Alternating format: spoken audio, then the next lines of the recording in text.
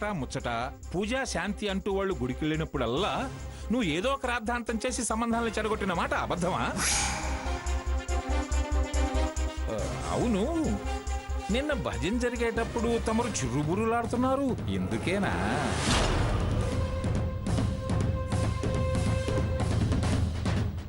ఎవరో సూచాయిగా విషయం నీ చెవిని వేసుంటారు, అందుకే బయటికెళ్ళాలి అని ఒకటే రాద్ధాంతం చేశావు.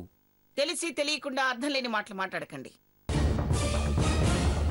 నిన్న నేను వేరే పని మీద బయటికి వెళ్లాల్సింది ఉంది.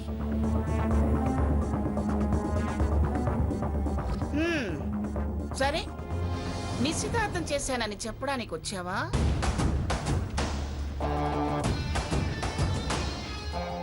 లేక నాతో చేసిన ఛాలెంజ్ ఈ నిశ్చితార్థంతో సగం గెలిచానని చెప్పడానికి వచ్చావా? ఏదో ఆ రోజు ఆవేశంలో అన్నాను కానీ మిమ్మల్ని మేం గెలవడం ఏంటి పిన్ని గారు?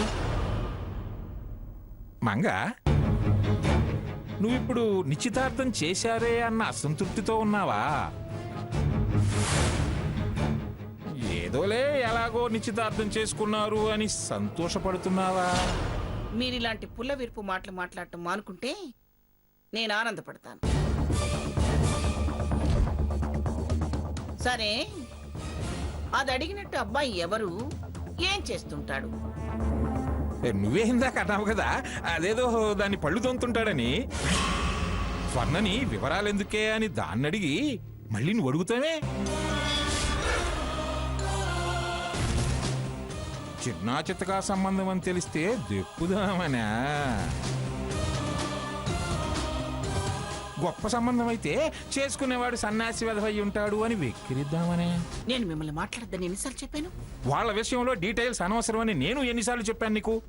నేనేం ఎంక్వైరీకి వెళ్ళలేదు, వాళ్ళు వచ్చారు కాబట్టి అడుగుతున్నాను. చెప్పింది విని ఊరుకుంటే మనశ్శాంతిగా ఉంటుంది. చచ్చా, మీకన్నా శత్రువులేనే.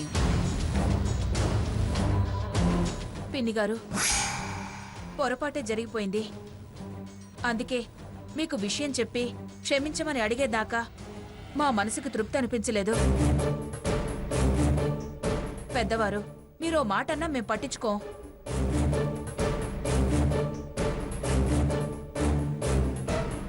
మరి మేం బయలుదేరతాం పిన్ని గారు. మంచిది. అమ్మయ్యా, డీటెయిల్స్ లోకి పోకుండా త్వరగానే వదిలేసింది. స్వర్ణ, పిన్ని గారు వెళ్ళొస్తామండి, వెళ్ళొస్తాం. మంచిదండి. ఆగు సావిత్రి. మళ్ళీ దీనికి ఏం గుర్తుకొచ్చింది? ఆగమంటుందేంటి?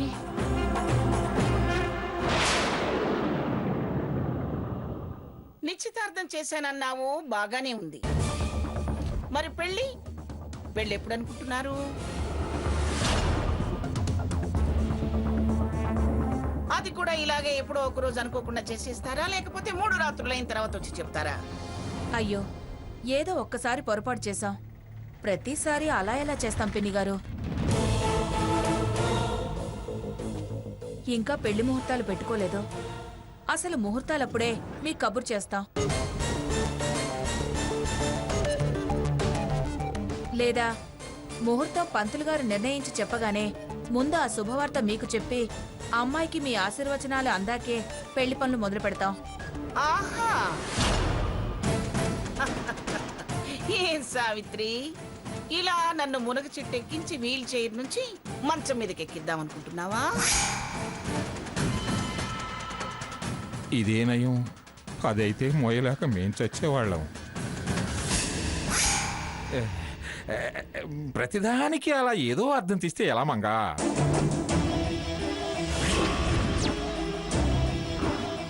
ముందు నీకే చెబుతామన్నారు కదా, ఆ మర్యాద కాపాడుకో. మీరు వెళ్ళండి అమ్మా. వస్తాం పిన్ని గారు, వెళ్ళొస్తామండి. స్వర్ణ,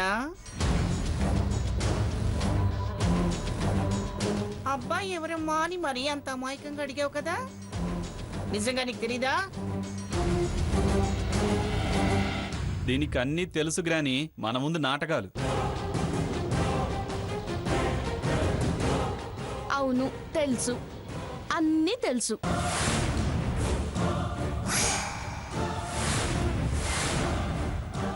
సంబంధం మాట్లాడింది నేను, కుదిరించిందే నేను. అయితే ఏంటి?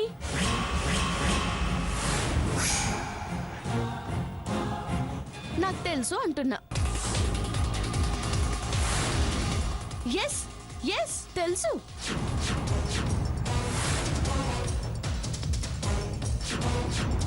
అబ్బాయి ఎవరో తెలుసు, అబ్బాయి తల్లి తెలుసు,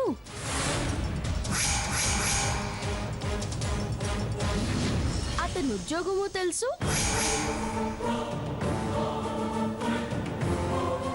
జీతము తెలుసు. అన్ని అన్ని నాకు తెలుసు.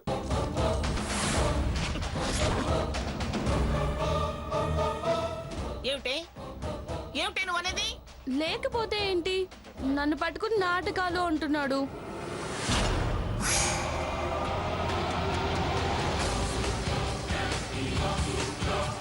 నేను మీ పక్షం అనేగా నన్ను వాళ్ళు పక్కన పెడుతున్నారు.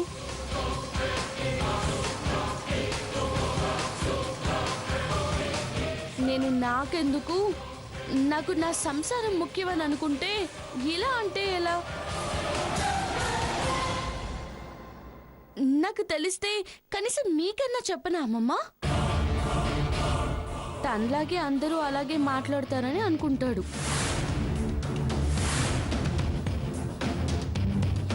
ఛ!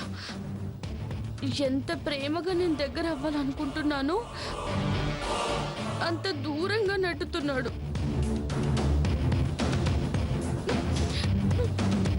అరే అరే అరే, అరే అరే, మెల్లగానే అసలే ఒట్టి మనిషి కాదు.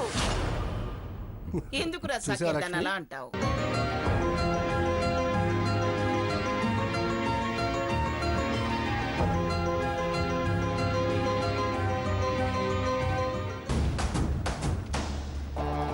నిశ్చితార్థం అవ్వగానే అంతా అయిపోయినట్టు కాదుగా. పెళ్లి లోపు వివరాలు తెలియకపోతాయా? పిఠాపురం మంగమ్మ గెలవకుండా ఉంటుందా?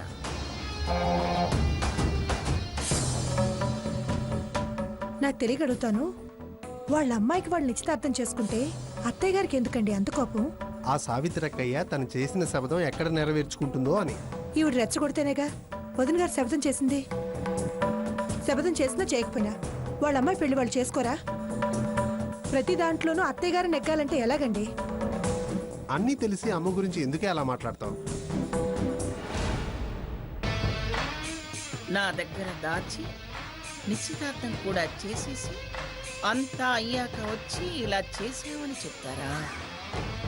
ఎలా అయినా సరే వాళ్ళని మళ్ళీ ఇంటికి పిలిచి ఆ పెళ్లి కొడుకు వివరాలు మొత్తం లాగాలి. నన్ను గురిడి కొట్టించాలనుకుంటున్న వాళ్ళ నోటితోనే మొత్తం వరుసగా ఒక్కొక్కటి కక్కించాలి. సావిత్రి రామచంద్రయ్యలు బయటపడరు. వాళ్లతో పాటే సీతను కూడా ఇక్కడికి రప్పించి దాన్ని కాస్త గిల్లితే పౌరుషానికి పోయి లొడలొడ అన్నీ కక్కేస్తుంది. అప్పుడు ఎటు నుంచి వెళితే సావిత్రి శపథం నెరవేరకుండా ఉంటుందో ఆలోచించచ్చు. నన్ను కాదన్న వాళ్ళు ఎలా బతకాల్సి వస్తుందో తెలిసొచ్చేలా చెయ్యాలి. వదిన గారు, వదిన గారు, సీత. నమస్కారం అత్తయ్య గారు, కూర్చోండి. మంచినీళ్ళు ఏమైనా తాగుతారా? ఏమీ వద్దు గాని కొత్తగా ఈ నమస్కారం ఏంటి సీత? పాత వరుసల్లో కొత్త విషయాలు తెలిసాయి కదా. పాత విషయాలు నీకు పూర్తిగా తెలియక అలా అంటున్నావు. అయినా ఈ ముక్తసరి మాటలు మోసం చేశావన్న భావన ఇంకెంతకాలంలే. మూడు ముళ్ళు పడితే అన్ని చిక్కుముళ్ళని అవే తొలగిస్తాయి. అసలు చిక్కు అనేదే పడకుండా ఉండాల్సింది అత్తయ్య గారు. ఏ చిక్కైనా కాస్త ఓపిక పడితే విడదీయగలం. సాఫీగా సవ్యంగా మళ్ళీ దారం చుట్టుకోగలం. అవును, అమ్మా నాన్న ఇంట్లో లేరా? అమ్మ పిన్ని కలిసి నిన్నటి విషయం చెప్పడానికి మంగమ్మ గారింటికి వెళ్లారు. నాన్న పని మీద బయటికి వెళ్లారు. అదిగో వచ్చేసారు. వదిన గారు, మీరెంతసేపు అయింది వచ్చి? ఇప్పుడే వచ్చానండి, కూర్చోండి. సీత, అదేంటే అత్తయ్య గారు వస్తే నువ్వు వెళ్ళిపోతున్నావు? వెళ్ళనివ్వండి, లోపలేమైనా పనుందేమో. అవును, రాధాకృష్ణేడే? లేడు. నిన్నటి నుంచి ఆయనలో లేడు. పిచ్చి చూపులు చూస్తూ పిచ్చి తిరుగుళ్ళు తిరుగుతున్నాడు. ఏదైనా పని మీద వచ్చారా వదిన గారు? మీకో ముఖ్యమైన విషయం చెప్పి వెళదామని వచ్చాను. ఏంటి వదిన గారు? నిశ్చితార్థం వరకు మీరు అడగలేదు, నేను చెప్పలేదు. ఆ చర్చ అసలు మన మధ్య రాలేదు. పెళ్లికి ముందైనా ఆ ప్రస్తావన వస్తుంది. మీరప్పుడు ఆ ఆలోచనలో పడకుండా నేనే అన్ని విషయాలు మీతో వివరంగా చెప్పిపోదామని వచ్చాను. దేని గురించి మీరనేది? మా వారి గురించి. అబ్బాయి తండ్రి ఎవరు, ఏ పేరును శుభలేఖలు వేయించాలనే విషయం తప్పకుండా చర్చకు వస్తుంది కదండి. నిజమే, మేమింతవరకు ఆ విషయం అడగనే లేదు. ఎప్పుడు నన్ను పెళ్లి చేసి అత్తవారింటికి పంపాలన్న ఆలోచనే కానీ అవతలి వాళ్ళ పుట్టు పూర్వోత్తరాల గురించి నీకు ధ్యాస ఎక్కడుంది? చూడండి, మాది అన్ని విధాలా గౌరవమైన కుటుంబమే. మా మధ్య స్పర్ధలు లేకపోయినా కొందరి కారణం వల్ల మేం ఒకరికి ఒకరం దూరంగా ఉండాల్సి వచ్చింది. వాడికి తండ్రి ఎవరిని అడిగే ఆలోచన రానివ్వకుండా ఇద్దరి ప్రేమ నేనే అందించి పెంచాను. ఓహో, అసలు సంగతి అదా? తండ్రి అజమాయిషి లేని పెంపకమా? ఎందుకంటే నేనింకా రఘురాం పెళ్లి విషయం వారికి చెప్పలేదు.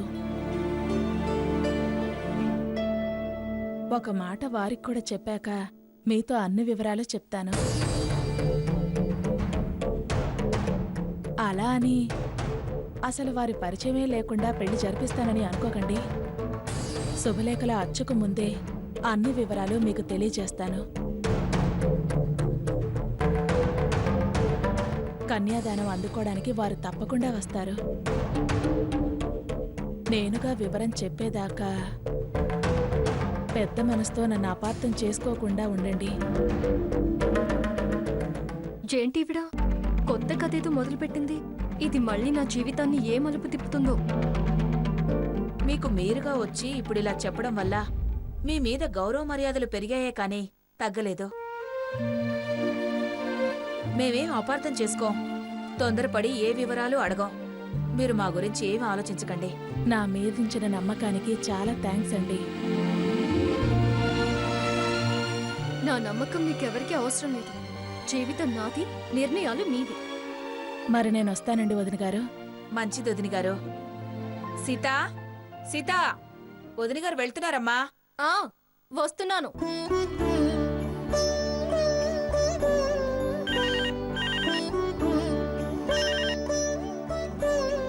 హలో సావిత్రి, పెళ్లి కావాల్సిన వాళ్ళ గురించేనా నీ ఆలోచన?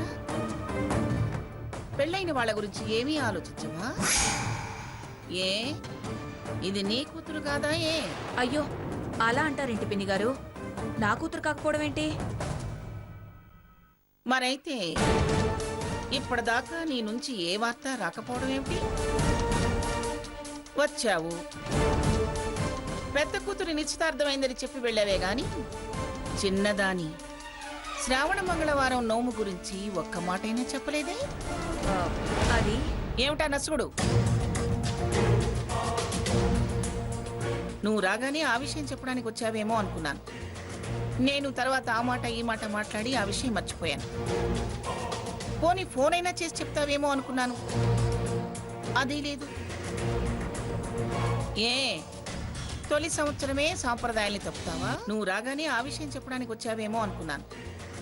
నేను తర్వాత ఆ మాట ఈ మాట మాట్లాడి ఆ విషయం మర్చిపోయాను. పోనీ ఫోన్ అయినా చేసి చెప్తావేమో అనుకున్నాను. అది లేదు. ఏ తొలి సంవత్సరమే సాంప్రదాయాల్ని తప్పుతావా? అది కాదు పిన్ని గారు, అది నెల తప్పుంది కదా అని. తప్పితే 5వ నెల దాటేదాకా అభ్యంతరాలు ఉండవని నీకు తెలీదా? ప్రతిదీ ఇలా నేను చెప్పాల్సిందే గాని ముందుగా నువ్వేమీ చేయవా? అలాగే పిన్ని గారు, నోములు పట్టిస్తాను. రేపొచ్చి దాన్ని తీసుకొస్తాను. ఎక్కడికి తీసుకెళ్లేది? అక్కడ అన్నిటికీ వెతుకులాటే కదా. శనగల దగ్గర నుంచి ఆ ఇంటికి ఈ ఇంటికి అప్పులు కెళతావు. అక్కడికేం అవసరం లేదు. రేపు పొద్దున్నే వచ్చి నా కళ్ళ ముందే నా మనవరాలతో నోము పట్టించి వెళ్ళు. అలాగే పిన్ని గారు. అలాగే అని ఊక్కుంటున్న ఒక్కదానివే రాకు. కనీసం పుట్టింటి ముత్తైదువులుగా మీ ముగ్గురైనా రండి. సరే పిన్ని గారు. కాస్త పెందలాడే రావాలి మరి. వస్తాను, తప్పకుండా వస్తాం పిన్ని గారు.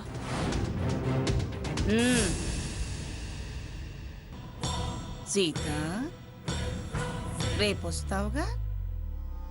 నీ చేత ఎలా నిజం చెప్పిస్తానో చూడు. ఏంటట? స్వర్ణ చేత శ్రావణ మంగళ గౌరీ వ్రతం చేయించవా అని గదమా ఇస్తున్నారు.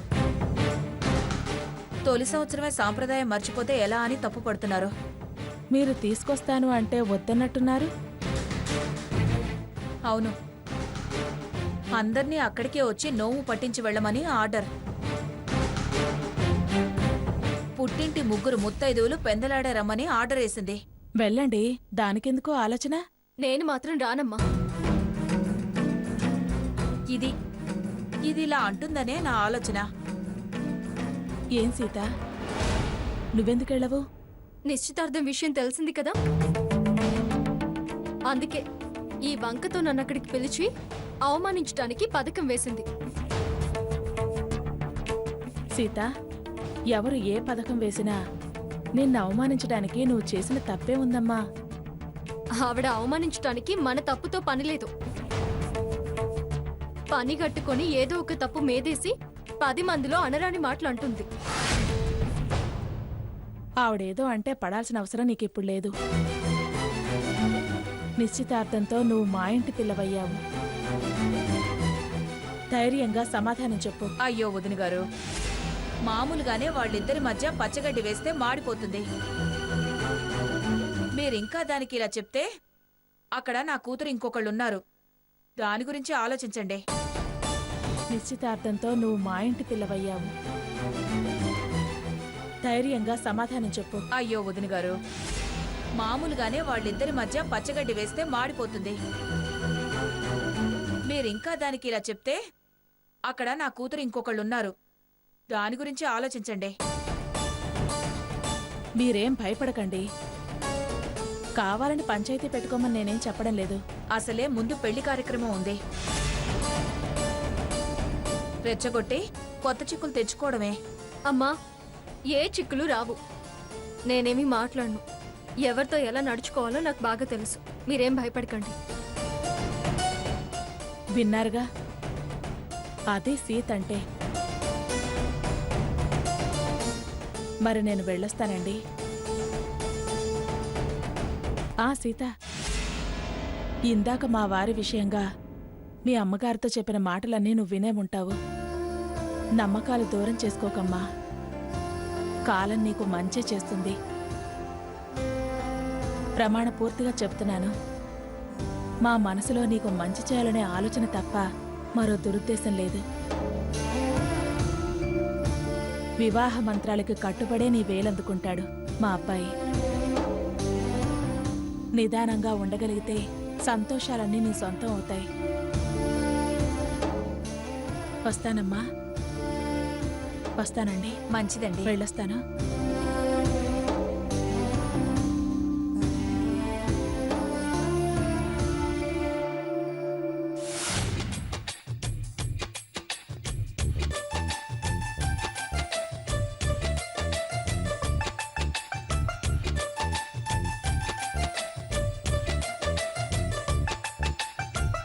ఆహా, చాలా రుచిగా ఉంది. దొంగ తిండ్లు రుచిగానే ఉంటాయి.